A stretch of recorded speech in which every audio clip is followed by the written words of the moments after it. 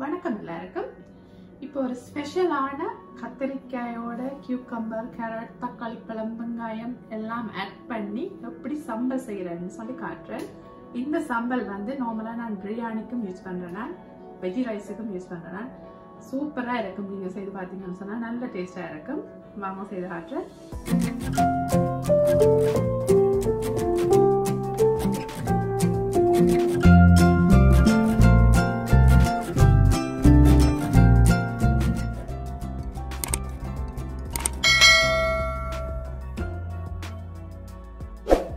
கத்திரிக்காய் சம்பல் செய்யறதுக்கு தேவையான பொருட்கள்: 1.5 பாதி தக்காளி பழம் எடுத்திருக்கேன், அதை எடுத்து சின்ன வெட்டி வச்சிருக்கேன்.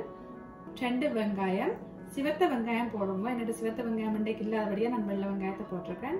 கொஞ்சம் கியூக்கம்பர், கேரட், உப்பு, தேசிப்புளி, பெப்பர், பச்சை மிளகாய், கொஞ்சம் கத்திரிக்காயை சொட்டு உப்பு மிளகாத்தூளும் போட்டு பொரிச்சு எடுத்தேன்னா செத்தல் மிளகாயும் அதோட பொரிச்சிருக்கேன், கருவேப்பிலையும் சேர்த்து. ஓகே, எப்படி செய்யறேன்னு காட்டுறேன். ஒரு கிண்ணம் எடுத்திருக்கேன், அதுக்குள்ள முதல் வெங்காயத்தை போடுவோம்.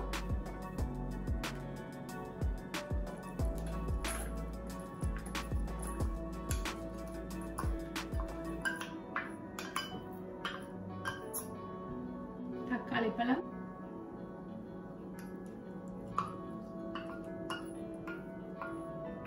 கியூக்கம்பர்,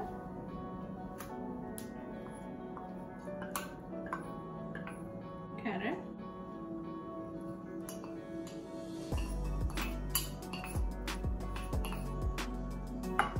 கத்திரிக்காய்,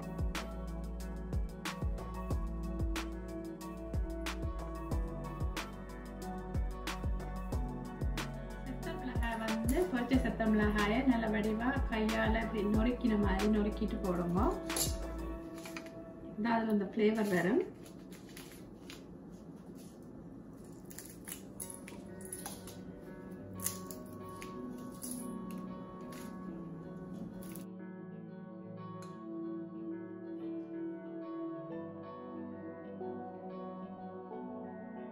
கருவேப்பிலை ஆட் பண்ணுவோம். பச்சை மிளகாய்,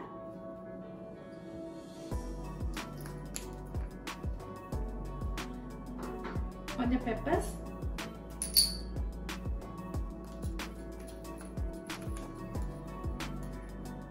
சால்ட்,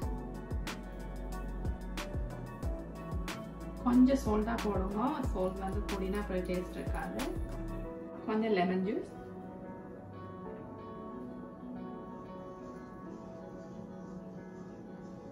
எல்லாத்தையும் போட்டுட்டு நல்லா மிக்ஸ் பண்ணணும். நீங்க ஹேண்டாலே மிக்ஸ் பண்ணலாம், நல்ல ஸ்பூனாலே மிக்ஸ் பண்ணலாம். போட்டு நல்லா மிக்ஸ் பண்ணுங்க. 5 மினிட்ஸ்க்கு நல்லா மிக்ஸ் பண்ணுங்க, அப்பதான் சேரும். சம்பல் ரெடி ஆயிடுச்சு. நல்லா மிக்ஸ் பண்ணின பிறகு இப்படி இருக்கும். பாத்தீங்கன்னு சொன்னா நல்லா டேஸ்டாயும் இருக்கும். ட்ரை பண்ணி பாருங்க. பிடிச்சிருந்தா லைக் பண்ணுங்க, கமெண்ட்ஸ் பண்ணுங்க. நன்றி, வணக்கம்.